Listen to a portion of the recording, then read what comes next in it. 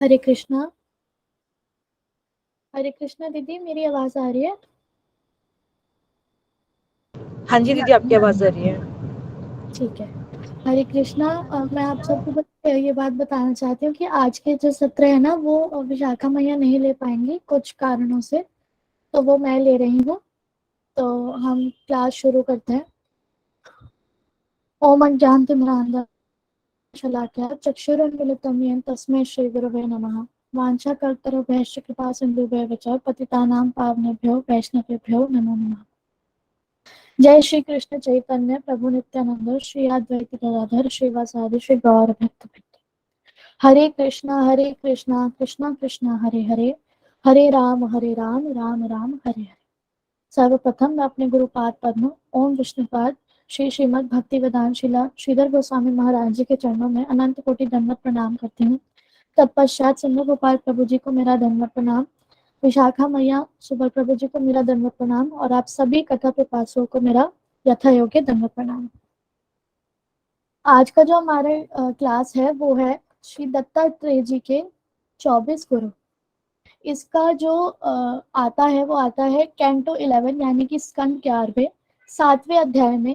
श्री दत्तात्रेय जी भगवान के शक्तावेश अवतार हैं, उनका यहाँ पे प्रसंग आता है। तो जो दत्तात्रेय जी हैं, इसमें 11वें स्कंद में भगवान श्री कृष्ण श्री उद्धव जी को बताते हैं, मतलब कथा में कथा चल रही है, वो श्री उद्धव जी को ये बताते हैं कि जो दत्तात्रेय जी हैं उनका संवाद होता है यदु महाराज जी के साथ। हमने अभी भी सुना कि दत्तात्रेय जी क्या है, भगवान के शक्तावेश अवतार हैं। तो जो यदु महाराज जी हैं, यदु महाराज जी एक, क्योंकि दत्तात्रेय जी बहुत ही हमेशा भजन में तन्मय रहते हैं, वो अपने शरीर पे वस्त्र नहीं पहनते, कभी हंसते हैं कभी विलाप करते हैं। तो दत्तात्रेय जी अवधूत अवस्था में है, यानी कि जैसे नित्यानंद प्रभु जी रहते थे अवधूत अवस्था में, मतलब उनको कोई सुध बुध नहीं है, उस अवस्था में वो रहते हैं, इसलिए उनको अवधूत भी कहा गया है श्रीमद् भागवतम में। तो जो दत्तात्रेय जी हैं, उनसे यदु महाराज जी जब उनको एक बार देखते हैं कि दत्तात्रेय जी विचरण कर रहे हैं, तो यदु महाराज जी उनसे बहुत ही सबमिसिव मूड में यानी कि शरणागति से पूछते हैं। यहाँ पे श्रीला गुरुदेव ये शिक्षा देते थे कि हमारे गुरु वो हमें हमें पूछना, जब उनसे पूछना चाहिए तो बहुत ही शरणागति के मूड से, शरणागति के भाव से पूछना चाहिए। श्रीमद् भगवद गीता में भी कहा गया है, तद विधि प्रणिपातेन परिप्रश्नेन सेवया उपदेक्ष्यांति ते ज्ञानम ज्ञानिना तत्वदर्शिना। यानी कि जो तत्वदर्शी है, यानी कि जो गुरुदेव है वो तत्वदर्शी हैं, सारे सारे तत्वों को वो जानते हैं, वो अनुभूति संपूर्ण है। इसलिए हमें बहुत ही शरणागत भाव से गुरुदेव से अपने प्रश्न करने चाहिए। तो यहाँ पे जो वो यदु महाराज जी हैं, वो भी अ, दत्तात्रेय जी से बहुत ही शरणागति से प्रश्न करते हैं। वो उनसे क्या प्रश्न करते हैं? वो उनसे प्रश्न करते हैं कि अवधूतम द्विजम कंचित चरंतम अकुतो भयम कविम निरीक्षणातारुणाम यदु प्रवंचा धर्मविद। मतलब, हे अवधूत ब्राह्मण, आप इधर उधर निर्भय होकर विचरण कर रहे हैं। देखने में तो आप बड़े विद्वान लगते हैं और बड़े युवा लगते हैं। और यदु जी ने यह भी पूछा कि जो धर्म का ज्ञान है आपके अंदर, कि आप इतना विलाप कर रहे हैं कभी हंस रहे हैं, ये धर्म का ज्ञान आपके अंदर कहाँ से आया? तो वहां पे दत्तात्रेय जी उनको बताते हैं, एतेमेव गुरुवा राजन चतुर्विंशतिर आश्रिता। एते में गुरुवा राजन, हे राजन, चतुर्विंशतिर, चतुर्विंशतिर मतलब, विंशतिर मतलब 20 और चतुर मतलब 4, मेरे 24 गुरु हैं और उनसे मैंने शिक्षा ग्रहण की है। वो 24 गुरु क्या है वो अब मैं तुम्हें बताता हूँ। शीला गुरुदेव यहाँ बताते थे कि हमारे एक दीक्षा गुरु होते हैं और एक शिक्षा गुरु होते हैं।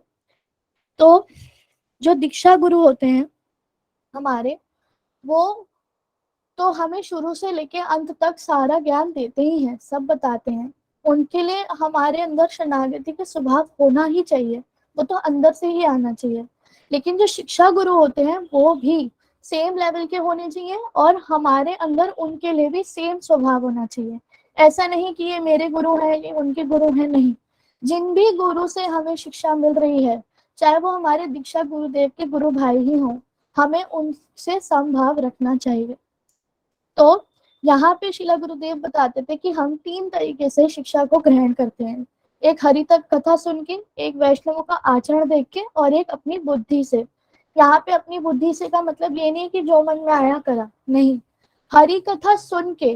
मान लो हरि कथा में निर्देश है कि आपको प्याज लहसुन नहीं खाना, मान लो ऐसा निर्देश है, तो आपने सुन लिया कि प्याज लहसुन नहीं खाना।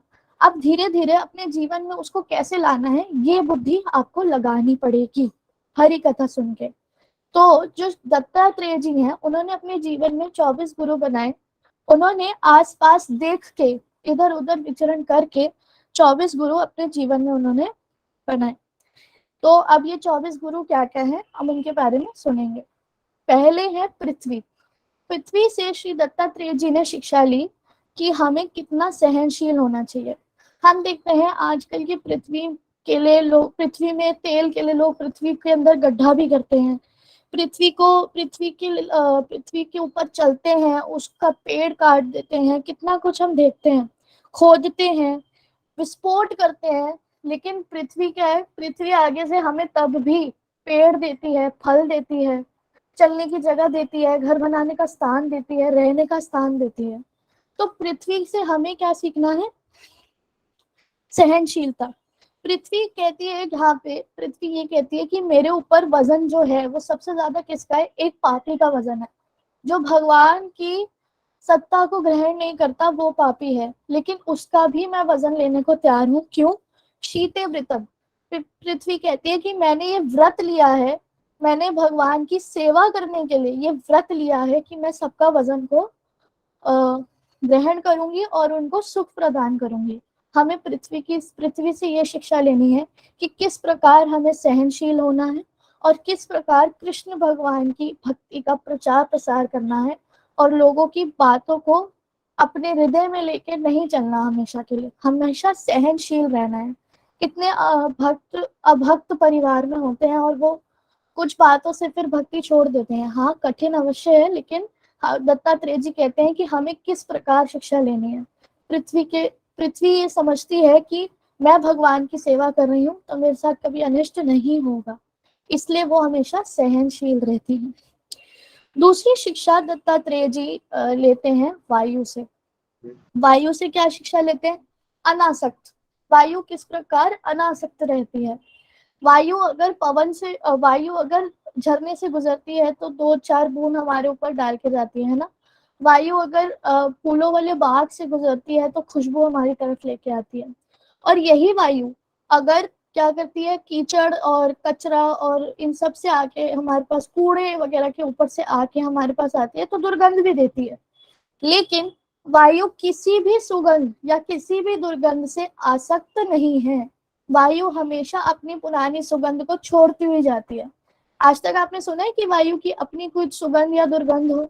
नहीं, वो हमेशा उसको लेती है और हमेशा छोड़ देती है। इसी प्रकार एक भक्त को हमेशा अपने जीवन में अनासक्त रहना है, उसको अपनी सारी बुरी चीजों को पीछे छोड़ते हुए आगे बढ़ने की शिक्षा दत्तात्रेय जी यहाँ पे लेते हैं। संबंधों से अनासक्त, परिस्थितियों से अनासक्त। ये नहीं कि आज मुझे किसी ने मान लो कष्ट पहुंचाया तो मैं उसको लेके ही बैठी रहूं पूरे जीवन, उसको अपने जीवन का ही केंद्र बना लूं। नहीं, ये शिक्षा लेनी है कि किस प्रकार हमें परिस्थिति, संबंधों आदि से अनासक्त रह के अपने कृष्ण भावनामृत भजन में आगे बढ़ना है। ये है दूसरी शिक्षा जो उन्होंने वायु से ली। पहले उन्होंने ली किससे? पृथ्वी से। दूसरी शिक्षा उन्होंने ली वायु से। तीसरी शिक्षा उन्होंने ली आकाश से। आकाश को हम देखते हैं कि आकाश सर्वत्र फैला हुआ है, बहुत मतलब बड़ा है, हर जगह फैला है आकाश। ऐसा तो नहीं है कि चाइना का अपना अलग आकाश है, अमेरिका का अपना अलग आकाश है, आकाश बोलता है मैं सिर्फ यहीं रहूंगा, मैं वहां नहीं जाऊंगा। नहीं, आकाश का कोई काल क्रम कुछ नहीं है, आकाश हर जगह है। तो ऐसे ही जो हम लोग हैं, हम लोग भगवान के सर्वत्र दास हैं।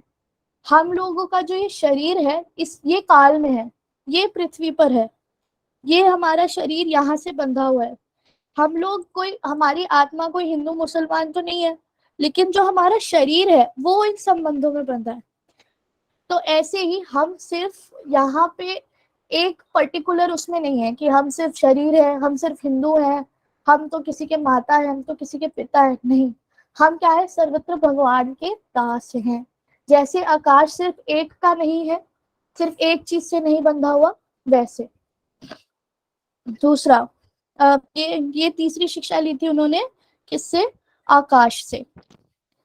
फिर चौथी शिक्षा उन्होंने ली थी जल से। जल, जल से किस प्रकार शिक्षा ली दत्तात्रेय जी ने? जल हमेशा पवित्र रहता है, जल शीतल रहता है, पवित्र रहता है। आप मेरे को बताओ, अगर गंगा में कोई स्नान करता है तो गंगा उस व्यक्ति को पवित्र करती है, स्वयं अपवित्र नहीं हो जाती है ना। ऐसे ही किसी भक्त का, यदि उत्तम भक्त का जब हम दर्शन करते हैं, महाप्रभु ये कहते थे कि गंगा में स्नान करने से सिर्फ पाप धुलते हैं, लेकिन अगर किसी साधु उत्तम भागवत का दर्शन किया जाए तो हम इस भव सागर को पार करके भगवान को भी प्राप्त करते हैं। तो वो ज्यादा अधिक श्रेष्ठ है। तो इधर से दत्तात्रेय जी ये शिक्षा लेते हैं कि जब हम किसी संत के पास जाते हैं, एक भक्त को हमेशा एक उचित भागवत, उत्तम भागवत से शिक्षा ग्रहण करनी चाहिए, जिससे वो स्वयं पवित्र हो जाए। और दूसरी, जल से ये भी शिक्षा मिलती है कि जल, जब कोई प्यासा होता है ना, तो जल जब पीता है तो वो तृप्त हो जाता है व्यक्ति, बहुत, उसको बहुत अच्छा लगता है कि बड़ी तेज प्यास लगी, अब तो मेरे को पानी मिल गया, तो मेरा गला सूख रहा था, अब तृप्त हो गया मैं। तो जब हम किसी उत्तम भागवत वैष्णव के पास जाते हैं, तो हमारी जो इतने समय से दुख कष्ट ले लेके जो हम अपने, हमारा लाइफ का एम क्या है, हमारे लाइफ का गोल क्या है, उस चीज को समझने के लिए प्यासे होते हैं, तो जब हम वैष्णवों की हरि कथा सुनते हैं, वो हमारे कानों में जब पड़ती है हमारे, तो क्या होती है, हमें तृप्ति। तो ये शिक्षा लेते हैं दत्तात्रेय जी जल से। पांचवी शिक्षा लेते हैं दत्तात्रेय जी अग्नि से। अग्नि से वो क्या शिक्षा लेते हैं? अग्नि अपने पास कुछ भी नहीं रखती है ना। जब अग्नि के अंदर कुछ भी जाता है वो भस्म हो जाता है। अग्नि सब कुछ अपने अंदर भस्म कर लेती है, वो कभी भी अपने पास किसी वस्तु को नहीं रखती। तो अग्नि, उसी समान दत्तात्रेय जी शिक्षा लेते हैं कि अगर कोई व्यक्ति कृष्ण का भक्त है तो वो कभी भी अपने पास कुछ नहीं रखेगा, सबको, सब वस्तु को कृष्ण की सेवा में लगा देगा। जैसे मठ में कोई प्रणामी है, वो सारी प्रणामी गुरुदेव मठ में ही लगाते हैं, मठ में ही उसकी सेवा करते हैं। यदि हमारे घर में हमारे पास कुछ भी आता है, अन्न वगैरह, वो सबसे पहले हम क्या करते हैं, भगवान को भोग लगाते हैं, फिर ग्रहण करते हैं। जैसे अग्नि अपने पास कुछ नहीं रखती अपने भोग के लिए, सबको भस्म कर, वो सब चीज को भस्म कर देती है, उसी समान हमें कृष्ण सेवा में सब कुछ लगाना है, अपने पास कुछ नहीं रखना। अग्नि की एक दूसरी शिक्षा भी दत्तात्रेय जी लेते हैं। क्या लेते हैं? अग्नि अगर लकड़ी को जलाती है, या अग्नि, आप देखो किसी भी वस्तु में जब अग्नि पड़ जाती है तो वो उसी में ढल जाती है। जैसे लकड़ी पे पूरी अग्नि है तो उसी में ढल रही है ना अग्नि। तो उसी समान जो भक्त होता है वो जिस भी परिस्थिति में होता है, उसी में अपने आप को ढाल के अपना भजन करता है। मान लो मैं आज भजन कर रही हूँ, मेरे को हरि नाम करना है, लेकिन मेरे आसपास मेरा एसी खराब हो गया, मुझे अब गर्मी लग रही है, तो अब मैं क्या अपना हरि नाम छोड़ दूं? नहीं। भक्त अपना हरि नाम नहीं छोड़ते, वो अपने परिस्थिति में ही स्वयं को ढाल लेते हैं। जो भी भक्त को ये शिक्षा लेनी चाहिए, दत्तात्रेय जी कहते हैं कि जैसी भी परिस्थिति हो, सुख दुख सर्दी गर्मी जैसी भी हो, अपने आप को उसमें ढाल लेना चाहिए। ये शिक्षा ली थी दत्तात्रेय जी ने, किससे? अग्नि से। ये थे पांचवे गुरु, अग्नि। छठी शिक्षा ली थी दत्तात्रेय जी ने चंद्रमा से। चंद्रमा को कहते हैं सम सोम। सम सोम भी चंद्रमा को कहा जाता है। सम मतलब जो हमेशा सम भाव में रहता है, कभी भी किसी चीज से विचलित नहीं होता। मान लो, जैसे आपने देखा होगा, चंद्रमा के आगे जब बादल आते हैं या फिर धरती घूमती है, तो चंद्रमा हमें कभी पूरा दिखता है, कभी घटता हुआ दिखता है। पूर्णमासी पे चंद्रमा पूर्ण होता है, तो कभी कभी घटता है। लेकिन चंद्रमा तो वैसे का वैसे ही है ना, वो तो नहीं बदल रहा, वो तो सम है, सम भाव में है। उसी प्रकार किसी भी भक्त को के जीवन में यदि कोई भी चीज घटे या बढ़े, मान लो धन घटे या धन बढ़े, ऐसी वस्तु हो, तो कभी भी वो भक्त विचलित नहीं होता। ये शिक्षा चंद्रमा से भगवान दत्तात्रेय लेते हैं। और चंद्रमा को सम सोम इसलिए कहते हैं क्योंकि चंद्रमा हमेशा न्यूट्रल रहता है, वो कभी भी घटता बढ़ता है नहीं। संसार को ऐसा दिखता है कि वो घट बढ़ रहा है, तो इसी प्रकार संसार, जब किसी भक्त के जीवन में कुछ होता है तो संसार को ऐसा लगता है कि वो घट बढ़ रहा है उसके जीवन में, पर भक्त को ऐसा कभी भी नहीं लगता। दत्तात्रेय जी शिक्षा छठी लेते हैं चंद्रमा से। सातवीं शिक्षा, सातवें गुरु दत्तात्रेय जी के हैं सूर्य। सूर्य जब हल्का सा भी उदित होता है तो अपना प्रकाश जगह जगह फैलाता है, बहुत जगह सूर्य का प्रकाश फैलता है, और अंधकार को क्या करता है सूर्य, मिटा देता है। जब भक्त भक्ति करते हैं तो वो हमेशा कृष्ण भावनामृत का तेज लेके जगह जगह जाते हैं, उसका प्रचार प्रसार करते हैं, अंधकार हटाकर प्रकाश के समान भक्ति को बढ़ाते हैं, सबको भक्ति का प्रचार करते हैं। हम तो गुरुदेव के लिए बोलते भी हैं ओम अज्ञानतिमिरान्धस्य, यानी कि आप हमारे अज्ञान को हटाकर ज्ञान का दीपक जलाओ। तो जो ये प्रकाश है, ये सूर्य से शिक्षा लेते हैं दत्तात्रेय जी। ये सातवीं शिक्षा है। आठवीं शिक्षा वो लेते हैं कपोत से। कपोत मतलब कबूतर। कबूतर से क्या शिक्षा लेते हैं, इसमें एक स्टोरी है, कहानी है। उसमें ये है कि एक बार क्या हुआ, जो कबूतर होते हैं ना, कबूतर कबूतरी जाके इधर उधर जाके अपने बच्चों के लिए अंडा कह रही हूँ, अपने बच्चों के लिए घोंसला बनाने के लिए, खाना वगैरह लाने के लिए इधर उधर से लेके आते हैं, घोंसला बनाते हैं, सब करते हैं। तो जब एक बार कबूतर और कबूतरी गए, कपोत और कपोती गए, तो पीछे से जो कबूतर के बच्चे हैं उन पे जाल फेंक दिया शिकारी ने। जब उन्होंने जाल फेंका तो कबूतर कबूतरी जब वापस आए और उन्होंने देखा कि उनके बच्चों पे तो जाल पड़ गया, तो कबूतर कबूतरी अपनी बुद्धि का प्रयोग करके सोच समझ के ये कर सकते थे कि भाई अब वो तो पकड़े गए, हम भी जाएंगे तो हम भी पकड़े जाएंगे। लेकिन कबूतर कबूतरी क्या करते हैं कि वो वहां पे चले जाते हैं और स्वयं भी वहां पे जाल में पकड़े जाते हैं। पहले कबूतरी जाती कि हाय मेरे बच्चे फंस गए, तो वहां पे वो फंस जाती है। फिर कबूतर सोचता है कि हाय कबूतरी भी फंस गई, अब मेरे जीने का क्या फायदा, मैं भी चला जाता हूँ। तो इससे ये शिक्षा देते हैं दत्तात्रेय जी कि जो कुटुंब के बारे में हर समय सोच रहा है, भगवान को अपने गृहस्थ जीवन के केंद्र में नहीं रख रहा, हमेशा ये सोच रहा है कि हाय मेरे पिता का क्या होगा, हाय मेरी माता का क्या होगा, हाय मेरी पत्नी का क्या होगा, हाय मेरे पति का क्या होगा, इसमें ही लगा रहता है पूरे जीवन। वो अंधकूप में, जैसे प्रहलाद महाराज जी कहते थे ना कि जो गृहस्थ जीवन में भोग वासना से है वो अंधकूप में, अंधा कुआं, उसमें से निकला ही नहीं जा सकता। तो इस माया में पड़ के जो लोग अपना जीवन गंवा देते हैं और भगवान को अपने जीवन का केंद्र नहीं समझते, वो अंधकूप में है। ये है आठवीं शिक्षा। जो नौवीं शिक्षा है वो है अजगर से लेते हैं। अजगर से दत्तात्रेय जी क्या शिक्षा लेते हैं, आपको पता होगा अजगर जो है ना, अजगर अपने खाने पीने के लिए कभी कहीं जाता नहीं है, कभी भी वो शिकार नहीं करता अजगर, उसके पास जो आता है ना वो खा लेता है। अगर कुछ कुछ को कुछ मिलता भी ना, मिट्टी खा के अपना जीवन निर्वाह करता है। वो कभी भी कुछ भी किसी भी चीज के लिए कहीं जाता नहीं। उसको ये होता है कि कर्म से मेरे को जो मिलेगा मैं आज ग्रहण कर लूंगा। कभी कभी तो अजगर भूखा भी रहता है। हमें अजगर से क्या शिक्षा लेनी है, हमें अजगर से यही शिक्षा लेनी है कि जो हमारे कर्म फलों के अनुसार हमें मिल रहा है, चाहे वो धन है, चाहे वो खाना पीना है, चाहे वो कुछ भी है हमारे जीवन में, उसको हमें ग्रहण करना है। एक सिंपल लाइफ जी के हमें उसको एज इट इज ग्रहण करना है, और उसमें हमें दुखी नहीं होना कि आज मुझे मिला नहीं, आज मुझे मिल गया। अजगर कभी दुखी नहीं होता, उसको कर्म फल से जो मिलता है वो उसको ग्रहण करता है। ये थी नौवीं शिक्षा, अजगर से लेते हैं दत्तात्रेय जी। दसवीं शिक्षा वो लेते हैं मधुमक्खी से।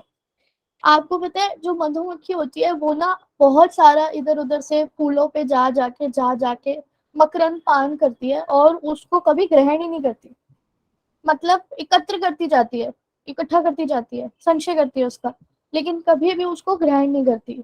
इसमें दो प्रकार की मधुमक्खी होती है, एक होता है भ्रमर जो जगह जगह जाके खुशबू ले लेता है और उसको ग्रहण करता है, लेकिन एक होती है मक्षिका। जो मक्षिका मधुमक्खी होती है ना, वो कभी भी उसको ग्रहण नहीं करती, हमेशा एकत्र करती जाती है। और एक दिन जो शहद लेने वाले होते हैं ना, वो पकड़ लेते हैं और उसको तो शहद को ले जाते हैं और मधुमक्खी अपने प्राण गंवा देती है। तो उससे दत्तात्रेय जी ये शिक्षा लेते हैं। इससे हमें दो शिक्षाएं मिलती हैं कि क्या हमें करना है और क्या हमें नहीं करना। तो जो भ्रमर है, भ्रमर से हमें ये शिक्षा लेनी है कि हमेशा हमें जहां भी जाना है, जिस भी पुष्प, भ्रमर हमेशा पुष्पों पे बैठता है, हमेशा खुशबू लेता है ना, ऐसे ही हमें जहां भी जाना है, हमें साधु संतों की कथा सुननी है, अच्छी बातें सुननी है, और सत्संग करके बुरी बातों को सुन के अपना हृदय खराब नहीं करना, हमें अपना हृदय मलिन नहीं करना। हमें हमेशा अपना हृदय को साफ करना है, हमेशा हृदय को मार्जन करना है। और वो किससे होगा? जब हम अपने हृदय में कृष्ण कथा डालेंगे, कृष्ण भगवान की लीलाओं को सुनेंगे, वही बात करेंगे, बेकार का प्रजल्प नहीं करेंगे। तो क्या करना है? ब्रह्मर से शिक्षा लेनी है कि जहां वो जाएगा खुशबू को ग्रहण करेगा। हमें भी जहां जाना है सिर्फ हरि कथा को ग्रहण करना है, कृष्ण संबंधित बातों को ग्रहण करना है, और उससे अतिरिक्त और कुछ भी ग्रहण नहीं करना। दूसरा, मक्षिका से क्या शिक्षा मिलती है? मक्षिका से शिक्षा मिलती है कि जितना हम लोग एकत्र करते जाते हैं, आजकल हम देखते हैं कि जो वृद्ध लोग भी हैं, वो भी अभी भी कि हमें और पैसा चाहिए, अभी और पैसा चाहिए, सब चाहिए। क्या होता है?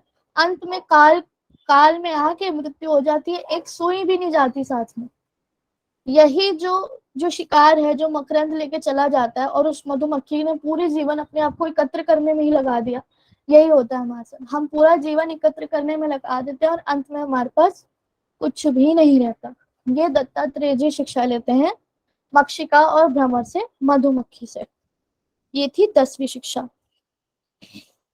11वीं शिक्षा लेते हैं दत्तात्रेय जी बाज पक्षी से, कुरर्म। बाज पक्षी जो होता है उसको एक छोटा बाज पक्षी जो होता है, वो एक छोटे मांस के टुकड़े को लेके जा रहा होता है। यहाँ पे एक कथा आती है, एक छोटा बाज का पक्षी एक मांस के टुकड़े को लेके उड़ रहा होता है। उसी समय जो बड़ा बाज का पक्षी होता है ना, दो तीन पक्षी आके उस पे ना उसको चोंच मारनी शुरू कर देते हैं, उसके सर पे चोंच मारते हैं, उसकी पीठ पे चोंच मारते हैं, उसके पंखों पे चोंच मारते हैं। और वो क्या करता है? वो बेचारा अपना मांस का टुकड़ा वहीं छोड़ता है और वहां से चला जाता है। तो अब वो दत्तात्रेय जी उससे शिक्षा लेते हैं, उसको देखते हैं कि उसने वो मांस वहीं छोड़ दिया और वो चला गया। सारे जितने भी बाज होते हैं वो जाके उस मांस के टुकड़े पे अपनी चोंच मार मार के उसको खाते हैं। दत्तात्रेय जी यहाँ से शिक्षा लेते हैं कि हम लोग एक ही, जो भक्त हैं, जो भी भक्त हैं, वो एक ही वस्तु को धारण करके कर करके आ, जैसे हाँ, एक ही वस्तु को धारण करके उसके उसको छोड़ने का प्रयास नहीं करते हैं। मान लो हमारी किसी चीज को भोग करने की इच्छा है और हम लोग उसको भोग करते जाएं और छोड़े ही ना, तो जितने भी लोग उस चीज के पीछे है ना, वो उसको भोग करने के लिए हमारे साथ आएंगे। इसका उदाहरण ये आता है, मान लो एक बिजनेसमैन है, उसको पैसा चाहिए है ना, पैसा चाहिए, पैसे के पीछे पूरा जीवन वो लगा रहा, पैसा मिला, अब पैसा उसके पास है, लेकिन कोई चोरी चोरी करने आ गया, कोई मर्डरर आ गया, कोई ये आ गया, कोई वो आ गया। लेकिन जिस दिन हम अपनी भोग वासनाओं को छोड़ देंगे, हम लोग रिलीव्ड हो जाएंगे, हम लोग सुख का जीवन जिएंगे। वरना ऐसे ही लोग आके हमें परेशान करेंगे, दुख पहुंचाएंगे, दुख हमें आके हमारे जीवन में हमको परेशान करेंगे। ये दत्तात्रेय जी शिक्षा लेते हैं बाज से, कि जैसे ही उसने उस टुकड़े को छोड़ा, उसकी जिंदगी अच्छी हो गई, वो वहां से चला गया। ऐसे ही हमें एक चीज पे अड़े नहीं रहना। अगर हमें हमें कुछ नहीं मिल रहा तो उसको भगवान पे छोड़ देना है कि भगवान हमारा पालन पोषण करेंगे, हम क्यों इतना पीछे पड़े हुए हैं उस चीज के, छोड़ दो। फिर है 12वीं शिक्षा, वो लेते हैं समुद्र से। समुद्र से क्या शिक्षा लेते हैं? समुद्र में नदी का पानी आए या समुद्र से कुछ भी पानी जाए, जितना भी जल जाए या समुद्र में नदी का पानी आए, समुद्र का जो तल है, जो लेवल है, वो उतना ही रहता है। समुद्र से कभी भी, समुद्र का लेवल कभी भी नीचे कम ऊपर नहीं होता, नदी का लेवल कम होता है लेकिन समुद्र उतना ही विशाल रहता है। उससे हमें शिक्षा मिलती है कि किसी भी भक्त के जीवन में कुछ आए या कुछ जाए, उसकी भक्ति को कभी भी इफेक्ट नहीं होना चाहिए, उसकी भक्ति का लेवल कभी भी कम ज्यादा नहीं होना चाहिए। भक्ति हमेशा उतनी ही रहनी चाहिए, उस ही लेवल पे रहनी चाहिए। जैसे मेरे जीवन में आज मैं भक्ति कर रही हूँ और मेरे जीवन में कोई कष्ट आ गया तो मैंने भगवान को दोष देना शुरू कर दिया कि आपकी वजह से हुआ है, मैं नहीं भक्ति कर रही। ये गलत बात है। दत्तात्रेय जी ये शिक्षा देते हैं कि समुद्र में जितना भी जल आए या जल जाए, समुद्र उसी लेवल का रहता है। भक्त के जीवन में दुख आए, कष्ट आए या दुख जाए, सुख आए, भक्त को हमेशा समभाव में रहना चाहिए। ये शिक्षा लेते हैं समुद्र से दत्तात्रेय जी। 13वां गुरु दत्तात्रेय जी का है पतंगा। अब पतंगा आप लोगों को पता होगा, पतंगा हमेशा रोशनी के लालच में रहता है। अब अक्टूबर नवंबर में जब दिवाली आती है, हम दिए विए जलाते हैं, कैंडल्स जलाते हैं, तो पतंगा उस पे आके अब आकर्षित हो जाता है लाइट से, है ना। और जो वो आकर्षित होता है, इतनी बुरी तरीके आकर्षित होता है कि पहले वो अपने पंख उसके जल जाते हैं और फिर वो स्वयं जल जाता है। दत्तात्रेय जी शिक्षा लेते हैं पतंगा से कि हमें कभी हम जिस जब भी हमें हमारी इंद्रियां किसी चीज की तरफ आकर्षित करे जो कृष्ण भगवान से कृष्ण भक्ति से प्रतिकूल है, कुछ भी ऐसी वस्तु जो कृष्ण भक्ति से प्रतिकूल हमारी इंद्रिय हमें आकर्षित कर रही है, हमें उससे एकदम दूर रहना चाहिए, वरना हम उसी में जल के भस्म हो जाएंगे, कृष्ण भक्ति हमारी चली जाएगी। इसका उदाहरण आता है, अगर मान लो कोई पुरुष को कोई स्त्री पसंद आ गई, लेकिन वो फिर अपनी इंद्रिय तृप्ति के लिए उसके पास जाता है और फिर उसी में रह जाता और भक्ति नहीं कर पाता। ये है पतंगा। 14वीं शिक्षा वो लेते हैं हाथी से। अ, जंगल में जब हाथी को पकड़ना होता है ना, तो शिकारी लोग क्या करते हैं, वो क्या करते हैं कि वो ना एक गड्ढा बना देते हैं बीच में, बहुत बड़ा गड्ढा बनाते हैं और उसपे बहुत ज्यादा ना घास फूस फूल पत्ते सब डाल देते हैं कि उसको पता ना चले हाथी को। और दूसरी तरफ हथनी का एक चित्र या फिर लकड़ी की हथनी बना के उसको हिलाते हैं, तो वो हाथी मोहित हो जाता है, उसको पता ही नहीं चलता, उसको ऐसा लगता है हथनी उसको बुला रही है। हाथी सबसे कामुक पशु है, तो उसको उसको लगता है कि हाथी हथनी मुझे बुला रही है, वो भागा भागा दौड़ा मोहित होकर हथनी के पास चला जाता है और गड्ढे में गिर जाता है। फिर शिकारी उसको छड़ी से उसके सर पे मारते हैं और फिर उसको पकड़ के ले जाते हैं। यही हमें ध्यान रखना है। दत्तात्रेय जी बताते हैं कि किसी भी पुरुष को स्त्री की तरफ आकर्षण करने से पहले 2, 10, 25 बार सोचना चाहिए और किसी स्त्री को पुरुष की तरफ आकर्षित होने से पहले सोचना चाहिए, वरना हम भी माया गड्ढे में गिर जाएंगे। फिर है 15वीं शिक्षा जो लेते हैं दत्तात्रेय जी, वो लेते हैं हिरण से।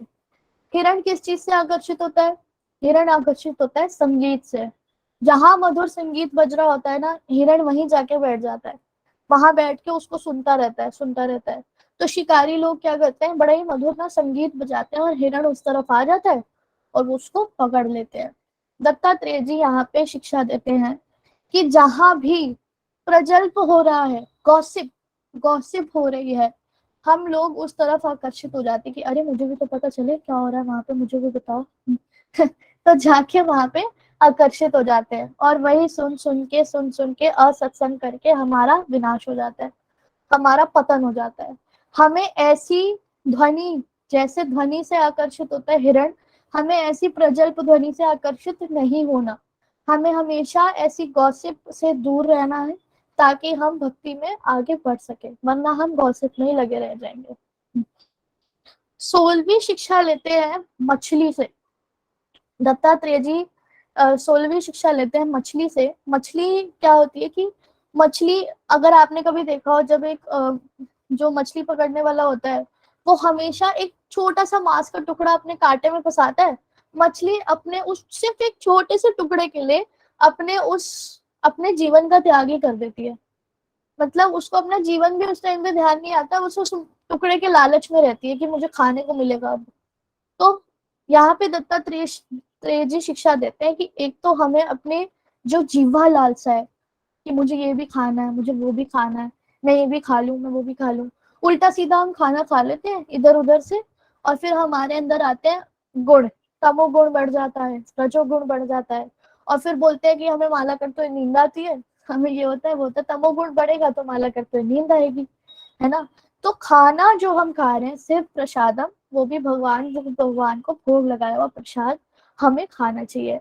दूसरी शिक्षा यहाँ पे वो ये लेते हैं कि एक छोटे से मांस के टुकड़े के लिए मछली अपना जीवन भी त्याग कर देती है। हम भी यही करते हैं, पूरे जीवन एक धन के लिए, कभी प्रतिष्ठा के लिए, कभी किसी चीज के लिए, छोटी छोटी चीजों के लिए, टेम्परेरी चीजों के लिए हम भागते जाते, भागते दौड़ते, भागते दौड़ते, और एक दिन हमारा क्या हो जाता है, राम नाम सत्य, हम मर जाते हैं। तो हमें ध्यान रखना है कि हम अपना जीवन का जो निर्वाह कर रहे हैं, जो हम जीवन व्यतीत कर रहे हैं, वो किस वस्तु के पीछे करें। हम उत्तम वस्तु के पीछे अपना जीवन निर्वाह करेंगे, जो हमारे गुरुवर्गों ने दी है, कृष्ण भक्ति। 17वीं शिक्षा लेते हैं, ये बहुत ही जरूरी शिक्षा है। 17वीं शिक्षा लेते हैं दत्तात्रेय जी पिंगला से। पिंगला कौन थी?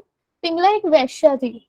दत्तात्रेय जी एक बार पिंगला के घर में आए, और पिंगला ने उनका आदर सत्कार किया, और वो वहां बैठ गए। पिंगला जो थी वैश्या, वो बाहर पूरी रात एक पुरुष का इंतजार करती रही कि कोई पुरुष आए, मैं उसके साथ भोग करूं, मुझे धन मिले। वो करती रहती है, करती रहती है, करती रहती है, 2-3 रातें निकल जाती हैं और पिंगला इंतजार ही करती रहती है, कोई भी नहीं आता।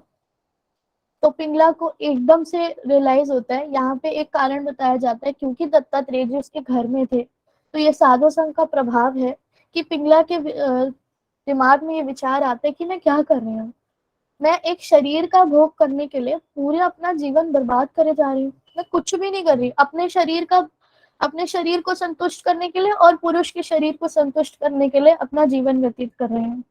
गुरुदेव बताते थे कि शरीर क्या है, टट्टी पेशाब की थैली, और कुछ भी नहीं। तो पिंगला उस समय वही सोचती है कि एक मांस मज्जा हड्डी के जो शरीर है उसका मैं भोग कर रही हूँ और पैसे कमा रही हूँ। पिंगला वहां पे उस जीवन का त्याग करती है और परमार्थ के जीवन को चुन लेती है, और वो स्पिरिचुअल पाथ पे आगे बढ़ती है। उससे शिक्षा लेते हैं दत्तात्रेय जी कि हमें इस शरीर की वासनाओं के पीछे नहीं दौड़ना। पिंगला का एक गीत भी है बहुत सुंदर, उसमें भी वो यही बोलती है कि ऐसी चीजों के पीछे भागने का मेरा जीवन, मैंने अपना व्यर्थ कर दिया, इतना सारा जो बेकार एकदम चला गया। हमें भी ध्यान रखना है, पूरे दिन में हमें ये देखना है कि हमने अपने शरीर के लिए कितने कार्य किए और अपनी आत्मा के लिए कितने कार्य किए। जो भी भगवान से संबंधित कार्य होंगे वो आत्मा के लिए होंगे, और जो भी हमारे से संबंधित कार्य होंगे वो शरीर के लिए होंगे। ये थी 17वीं शिक्षा जो उन्होंने वैश्या से ली, पिंगला से। 8वीं शिक्षा, 8वें गुरु जो उनके थे, वो थे एक बहुत छोटा सा बच्चा जो खेलता था, खेल रहा था, और दत्तात्रेय जी ने उस छोटे बालक को देखा। वो छोटे बालक, अगर आप एक बच्चे को थप्पड़ भी मार दो तो बच्चा 2 मिनट के लिए, 5 मिनट के लिए रोएगा, गुस्सा करेगा, और फिर आपको आके गले लगा लेगा। वो बच्चा कभी भी किसी बात का ग्रज, द्वेष नहीं रखता। बच्चे के चेहरे पे हमेशा एक इनोसेंस रहती है, हमेशा रहता है, उसको किसी से द्वेष नहीं, किस बच्चे के चेहरे पे कोई कपट नहीं, उनके हृदय में कोई कपट नहीं होता कि इसने मुझे मारा, अब तो 2 साल बाद मैं बदला लूंगा। उनके हृदय में कभी भी प्रतिशोध की भावना नहीं रहती। ये शिक्षा लेते हैं दत्तात्रेय जी एक बालक से जो खेल रहा होता है निश्चिंत होकर। ऐसे ही हमें निश्चिंत होकर रहना है, किसी से द्वेष की भावना नहीं रखनी, प्रतिशोध की भावना नहीं रखनी, कपट नहीं करना, कपट की भावना से दूर रहना है, और बिल्कुल इनोसेंट रह के, अपना हृदय एक बालक के समान रह के, गुरुदेव की बातों को, विचारों को समझ के कृष्ण भक्ति में आगे बढ़ना है। ये थी 8वीं शिक्षा। 19वें गुरु दत्तात्रेय जी बनाते हैं एक अविवाहित कन्या।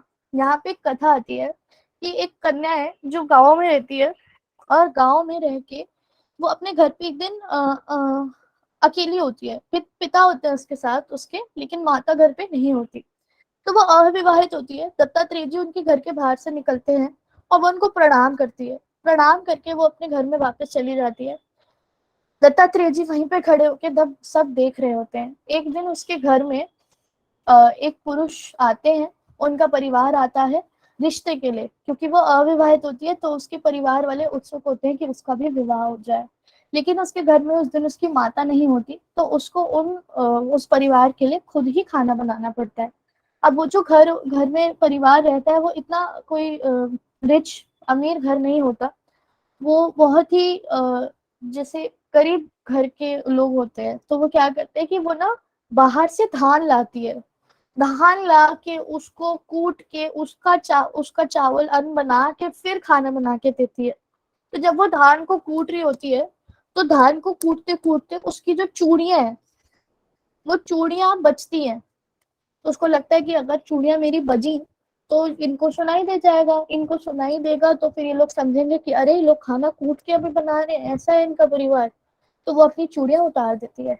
लेकिन क्योंकि हिंदू धर्म में उनके यहाँ पे ऐसा था कि चूड़ियां पूरी नहीं उतारनी होती, तो वो दो दो चूड़ी पहन के रखती है। तब भी वो दो चूड़ी भी आवाज कर रही होती है, फिर वो उन दो चूड़ियों को भी उतार देती है और फिर कोई आवाज नहीं होती। दत्तात्रेय जी शिक्षा लेते हैं कि जब हम भजन करते हैं, भजन करते करते मान लो हम बहुत सारे लोग हैं, बहुत सारे लोग भजन कर रहे हैं, साथ में बैठ रहे हैं, ये सब कर रहे हैं, लेकिन उसमें उनकी क्या शुरू हो जाती है, थोड़ा प्रजल्प शुरू हो जाएगा, थोड़ी गॉसिपिंग शुरू हो जाएगी। तो हमें ये देखना है कि हमें केवल साधु संतों के जो शुद्ध भक्त है उनके संग में भजन करना है, जो अपने भजन पे ध्यान दें, या फिर एकांतिक भजन करना है। जब हम चैंटिंग करें तो हम ये प्रयास करें कि सिर्फ भक्तों के संग में हो या फिर एकांतिक हो। ग्रंथ पढ़े तो एकांतिक पढ़े, वरना शोर होगा और हमारा भजन नष्ट होगा। हम फालतू बातों में घुस जाएंगे और फिर अपना भजन नहीं कर पाएंगे। ये शिक्षा लेते हैं अविवाहित कन्या से दत्तात्रेय जी। 20वीं शिक्षा वो लेते हैं एक बाण बनाने वाले से। एक बार एक व्यक्ति था जो बाण बना रहा था, अपना एरो बनाता है ना, तो वो बाण बना रहा था। और बाण बनाते बनाते वो इतना ज्यादा उसमें खो गया, इतना तन्मय हो गया कि उसके साइड से एक राजा की एक पूरी सभा सी निकल गई, और इतनी बड़ी एक गूंज करके गई, पूरे ढोल पीट के गए, वो लोग सब करके गए। तो उससे आके किसी ने पूछा कि भाई तुमने देखा कि कितनी सुंदर अभी यात्रा निकली थी राजा की? कहता मैंने तो नहीं देखा, मुझे तो पता ही नहीं चला क्या हुआ।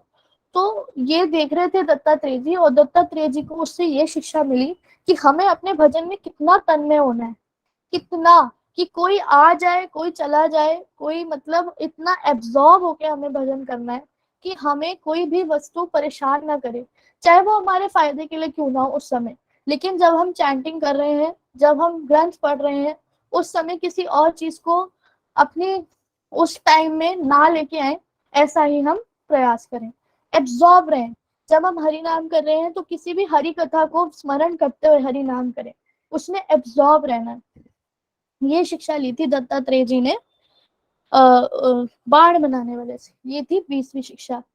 21वीं जो गुरु थे दत्तात्रेय जी के, वो था सांप। जो सांप होता है ना, सांप कभी भी अपना बिल नहीं बनाता। या तो वो चींटियों का जो पूरा बिल बनाया हुआ या चूहे का बिल बनाया हुआ, चूहे के बिल में रहता है सांप। वो कभी भी अपना बिल निर्माण नहीं करता, कभी भी उसमें वो अपना टाइम वेस्ट नहीं करता। आजकल हम लोग देखते हैं कि कितने लोग इतने बड़े बड़े घर बना रहे हैं, ये प्लॉट भी ले लिया, वो भी ले लिया, इतना ग्रहण करने की कोशिश करते हैं, ये भी घर बना लिया। लेकिन जो साधु संत होते हैं, जो भक्त होते हैं, वो एक पेड़ के, जो रूप गोस्वामी जी को देखा ना हमने, वो पेड़ के नीचे बैठ के भी भजन कर लेते थे। रघुनाथ दास गोस्वामी जी, उनको तो आके बोला गया सनातन गोस्वामी जी ने कि आप भजन कुटीर बना लो, क्योंकि राधा जी आके आपको छाया दे रही हैं। तो एक छोटी सी भजन कुटीर में रह के भी वो लोग अपना भजन कर लेते थे। इतने इतने 2 BHK 3 BHK निर्माण करने की आवश्यकता नहीं होती। एक भक्त को एक बात समझनी चाहिए कि हमें इन सारी शिक्षाओं से एक शिक्षा एक कॉमन मिल रही है कि कैसे एक सिंपल लाइफ जी के ही हम लोग भक्ति में आगे बढ़ सकते हैं। इतनी सारी कामनाओं वासनाओं को, इतनी सारी चीजों को ग्रहण करने चक्कर में हम अपना जीवन व्यतीत कर देते हैं और उसको व्यर्थ कर देते हैं।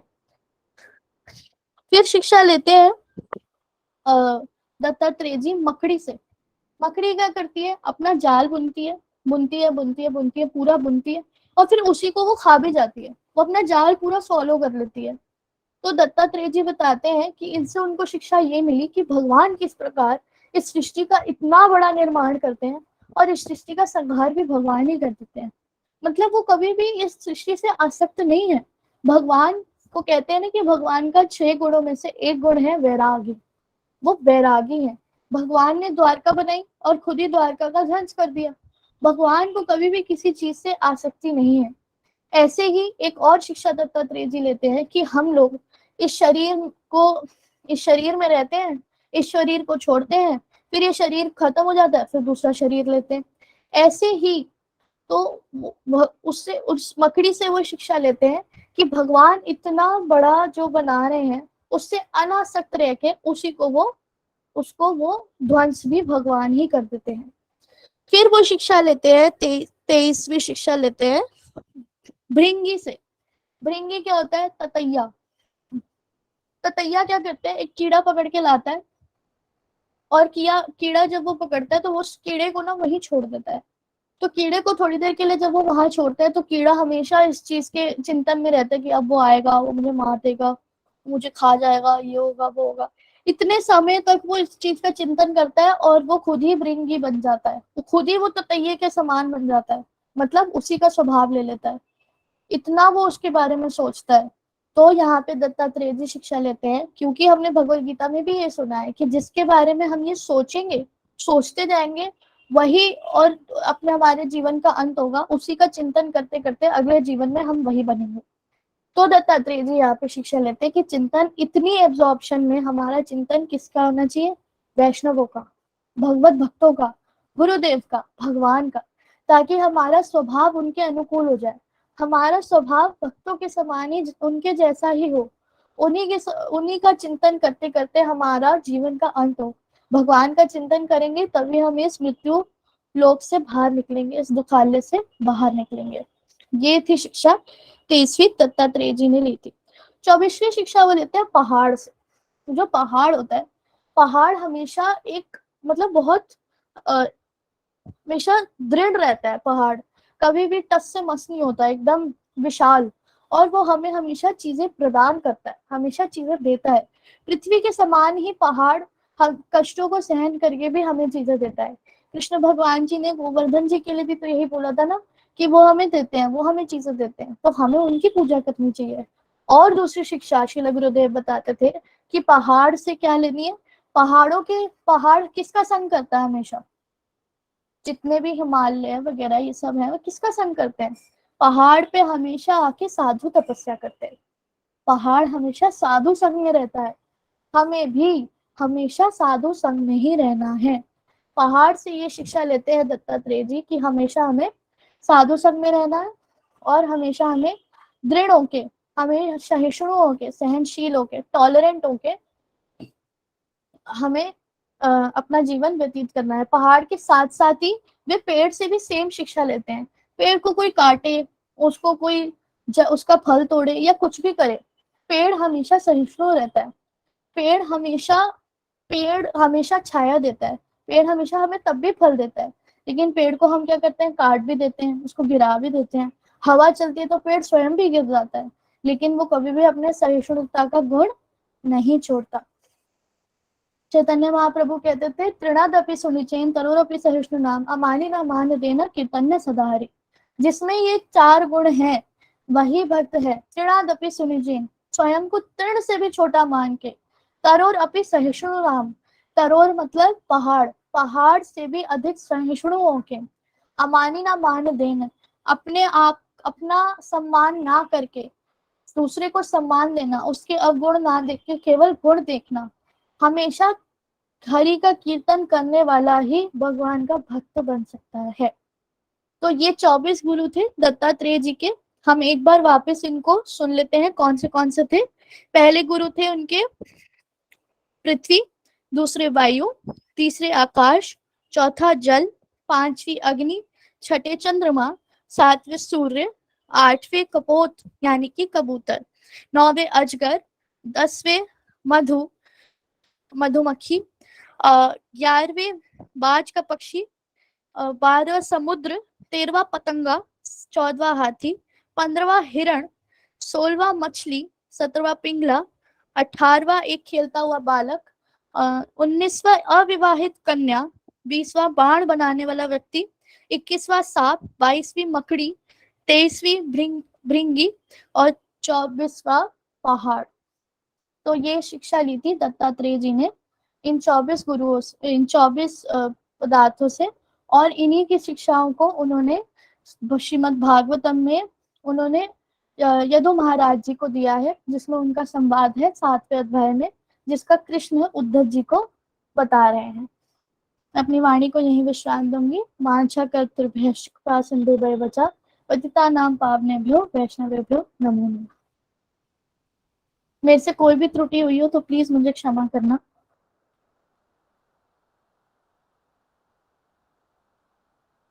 हरे कृष्णा। हरे कृष्णा दीदी, बहुत अच्छी कथा करी आपने। दीदी मुझे एक बात बताओ, मैं थोड़ा लेट ज्वाइन करा था। ये जो जी आपने दीदी 3 बोलिए। चीजें बताई थी ना, हरि कथा सुन के, वैष्णव का आचरण करके, और तीसरा क्या था? और बुद्धि का प्रयोग करके। दीदी बुद्धि का प्रयोग इस समान से करना है कि हरि कथा सुन के ही हमें ये सोचना है कि हम जो हमें आदेश दिया है गुरु जी ने उसको कैसे करें। ऐसा हम अपनी अच्छा। बुद्धि का प्रयोग ऐसे इंडिपेंडेंट होके ना करें कि चलो हम यहाँ पे ये कर लेते हैं। नहीं, जो हरि कथा सुनी उसमें बुद्धि का प्रयोग करना है कि अब इसको कैसे करें। ठीक है दीदी। ये 3 चीज के लिए थे, बता दो। ये 3 चीजों से हम इंस्ट्रक्शंस को ले सकते हैं गुरु वर्गों की। हरि कथा सुन के, उनके आचरण को देख के, और उनके और अपनी बुद्धि को यूज करके हरि कथा में ही। ठीक ठीक है है दीदी। दीदी। और किसी का अगर कोई प्रश्न है तो आप पूछ सकते हो। हरे कृष्णा। हरे कृष्णा दीदी। दंडवत प्रणाम दीदी। दंडवत प्रणाम दीदी। जी, ये मैं पूछ रही थी, आपने जल का क्या बताया था उदाहरण? जल का उदाहरण, 1 मिनट दीदी, 1 सेकेंड। जो जल है ना वो हमेशा पवित्र रहता है ना। पवित्र जल, जल एक तो शीतल रहता है और हमेशा पवित्र रहता है। जैसे गंगा में कोई स्नान करे तो गंगा अपवित्र नहीं होती, लेकिन जो व्यक्ति है वो पवित्र हो जाता है। ऐसे ही हमें संतों का जो हमें संग करते हैं जब हम, तो हम पवित्र हो जाते हैं। संत कभी अपवित्र नहीं होते, हम उनकी वाणी सुन के पवित्र हो जाते हैं। और दूसरा, जो हम इतने समय से प्यासे घूम रहे हैं, मतलब हम लोग इच्छा में घूम रहे हैं कि हमें भगवान कब मिले, कब हम इस दुख से छूटे, तो जब हम संतों की हरि कथा सुनते हैं उनके मुख से तो हम तृप्त हो जाते हैं, जैसे जल हमें तृप्त करता है। ठीक है दीदी। जी धन्यवाद दीदी जी। हरे कृष्णा दीदी। हरे दंडवत प्रणाम कृष्णा दीदी। धन्यवाद प्रणाम। दीदी। मुझे अविवाहित कन्या का एक बार बोलेंगी? जी दीदी, जब वो अविवाहित कन्या धान कूट रही होती है ना तो उसकी चूड़ियां बजती हैं, तो वो हाँ जी। चूड़ियां जब शोर करती हैं तो उसको बड़ा कष्ट पहुंचाती हैं कि कहीं किसी को पता ना चल जाए कि हम धान कूट रहे हैं, जो बाहर परिवार आता है। ऐसे ही वो जब अपने चूड़ियों का त्याग कर देती है तो उसको शांति प्राप्त होती है। तब वो अपना आराम से कूटती है और आराम से उस जो उनके यहाँ पे आते हैं उनको रिश्ता दिखाने, उनको फिर खिलाती है। इसी प्रकार वो शिक्षा ये लेते हैं कि जो हमारे आसपास जितने भी जैसे शोर होता है, जैसे अभक्त शोर करते हैं, बातें करते हैं, ये सब करते हैं, और तो हमें अपना एकांत में भजन करना चाहिए। ऐसे सत्संग का त्याग कर देना चाहिए। ठीक है दीदी। ठीक है दीदी जी, हरे धन्यवाद। कृष्ण। हरे कृष्णा दीदी। हरे कृष्णा प्रभु जी, हाँ दंडवत प्रणाम। हाँ, प्रणाम माता दीदी जी। अच्छा, ये आपने जो बताया ये सारे रिकॉर्डिंग इसकी मिल जाएगी ना? जी प्रभु जी, रिकॉर्ड हो रहा है, इसकी एक्चुअली रिकॉर्डिंग मिल मेरा कुछ जाएगी। कुछ पॉइंट रह गया था तो मैं भी कंफ्यूज हूँ क्या क्या था। जी जी प्रभु जी, इसकी रिकॉर्डिंग मिल जाएगी। जी मुझे व्हाट्सएप भेज दीजिएगा जी। जी। हरे कृष्णा प्रभु जी। हरे कृष्ण। हरे हरे कृष्ण। कृष्णा दीदी, किस तरह मेरे को कंपोज करना है हरे दोबारा कृष्णा से समझा दो। दीदी। दीदी आपकी आवाज बहुत कम आ रही है। हरे कृष्णा। माता आप कुछ पूछ रहे थे। हाँ जी, वो मुझे कबूतर वाला दोबारा से समझा दो जरा। कबूतर क्या है कि कबूतर जो है ना, वो जो कबूतर के बच्चे फंस जाते हैं, शिकारी पकड़ लेता है उनको जाल में। तो जो कबूतर कबूतरी है वो देखते हैं कि अरे हमारे बच्चे पकड़े गए, तो कबूतरी भागती है उनको बचाने के लिए, तो वो भी जाल में पकड़ी जाती है। फिर कपोत जो होता है, जो कबूतर होता है, वो ये सोचता है कि अरे मेरी पत्नी भी गई तो मेरा जीवन का क्या फायदा, तो वो भी अपने आप को स्वाह कर लेता है। मतलब वहां क्या कर सकता था वो, जाके हरि नाम करता, अपना जीवन तो ठीक से व्यतीत करता। लेकिन हम लोग क्या करते हैं, हम लोग अपने जो गृहस्थ जीवन है, गृहस्थ मतलब गृहस्थी में भगवान को केंद्र में रख के चीजों को करना चाहिए। लेकिन एक दूसरे से आसक्त होकर लोग अपने जीवन को व्यतीत करते हैं और फिर उसमें खराब जाता है। पिता पूरे समय पुत्र पुत्र पुत्र करता रहता है, पत्नी पति पति पति करती रहती है, पति पत्नी पत्नी करता रहता है। यही करने में हमारा जीवन व्यतीत हो जाता है संबंधों में, और हम भगवान को कभी याद नहीं कर पाते। गृहस्थ जीवन को अंधकूप कहते थे ना वो प्रहलाद महाराज जी, उस समान अंधे कूप की तरह, उससे बाहर ही नहीं निकल सकते। धन्यवाद दीदी। ठीक है, हरे कृष्णा। और किसी का कोई प्रश्न? हरे कृष्णा दीदी। हरे कृष्णा दीदी। दीदी आपने वो 23rd बताया था ना, जो भृंगी होती है हाँ भृंगी, वास्प, हाँ जो भृंगी होती है, ततैया। हाँ दीदी, उसका मुझे वो समझ में नहीं आया थोड़ा सा कि मतलब जो ततैया होता है ना, ततैया कीड़े को पकड़ के लाता है, कैटरपिलर को लाता है ना, मान लो, अच्छा तो जी। कैटरपिलर उसी के चिंतन में रहता है कि अब ये क्या करेगा मेरे साथ, वो उसको ना थोड़ी देर के लिए रख देता है। जो जी भृंगी होता है ना वो एकदम से नहीं खाता कभी भी, तो वो उसको थोड़ी देर के लिए रखता है, तो वो ना कैटरपिलर उसी का चिंतन करता करता खुद ही भृंगी बन जाता है एकदम। मतलब वो उसी के स्वभाव को ले लेता है, उसी के बारे में चिंतन करता है, पर दीदी ऐसे कोई ही। भृंगी है, वो पतंगा कैसे, मतलब वैसा ततैया कैसे बन जाएगा? मतलब जो यहाँ पे स्वभाव की बात हो रही है, मतलब उसी की तरह एक्ट करने लगता है, काटने वाले काम, कीड़े को पकड़ने लगता है, ऐसे सब, क्योंकि वो उसी का अच्छा चिंतन करता है ऐसा। अच्छा अगर आप जी। इसको नेट पे देखोगे ना तो ऐसे ही करता है, मैंने भी देखा था। अच्छा कैटरपिलर अच्छा जो होता है ऐसे ही करता है, पकड़ता है ठीक है और उसी के स्वभाव का हो जाता है ऐसा। ठीक है जी। ठीक है, हरे कृष्णा। कृष्णा। हरे कृष्णा। दीदी वो जैसे आपने दीवारों पे देखा होगा ना, मिट्टी का घर बना हुआ जिसमें छह छह छेद हुए होते हैं, हाँ जी मैया। चाहे वो ये भृंगी का घर हाँ जी है, मैया, हाँ जी हाँ जी हाँ तो जी। उसके अंदर वो कीड़ा रखता है और उसको जी ऐसे ऐसे बंद कर देते हैं और बाहर उसके निशा म्यूट कर दीजिए। फिर करते हैं तो के अंदर बैठा कीड़ा जो होता है वो डरता रहता है, और ये बताते थे कीड़े से पंख निकल आते हैं कि वो हरे चिंतन कृष्णा। करता है। निशा आपका माइक म्यूट कर दीजिए, फिर समझ में नहीं आ रहा दीदी क्या बोल रही है। ठीक है मैया, मैं करती हूँ। हरे कृष्णा। दीदी जैसे आपने वो मिट्टी का घर देखा होगा ना, जैसे अंजनारी हम लोग बोलते हैं उसे लोकल लैंग्वेज में, कि मिट्टी के घर में छेद छेद होते हैं, वो दीवारों पे बना होता है, वो होता है वो उस भृंगी का घर। उसमें कैटरपिलर वो कीड़ा जो है वो लेके आता है उसको, और उसको उस घर में रख देता है, और छेद छेद उसमें होते हैं, तो वो मरता नहीं है, वहां पे जीवित होता है। और उस घर के बाहर वो घूं घूं घूं की आवाज करता रहता है, वो जो भृंगी होता है। और वो वो अंदर बैठा कीड़ा जो होता है ना, वो डरता रहता है और सोचता रहता है अब ये खा जाएगा मुझे, अब ये मार देगा। और उस कीड़े का चिंतन करते करते, उस भृंगी का चिंतन करते करते उस कीड़े के पंख निकल आते हैं दीदी। इतनी पावर है चिंतन में। इसीलिए गुरुदेव इसका एग्जाम्पल हमेशा देते थे कि चिंतन में कितनी पावर है। उस कीड़े के पंख निकल आ सकते हैं, वो कीड़ा एक कीट बन सकता है, जैसे मतलब दूसरा रूप ले सकता है। तो हम भगवान का चिंतन करेंगे तो क्या भगवान नहीं मिलेंगे? तो चिंतन में कितनी पावर होती है, इससे इस कीड़े से शिक्षा लेनी चाहिए। बहुत सुंदर कथा बोली प्रिया ने। हरि बोल। हरे कृष्णा मैया। हरी बोल मैया, थैंक यू। और किसी का अगर कोई प्रश्न हो तो आप पूछ लो, वरना फिर हम इसको यहीं विश्राम करते हैं।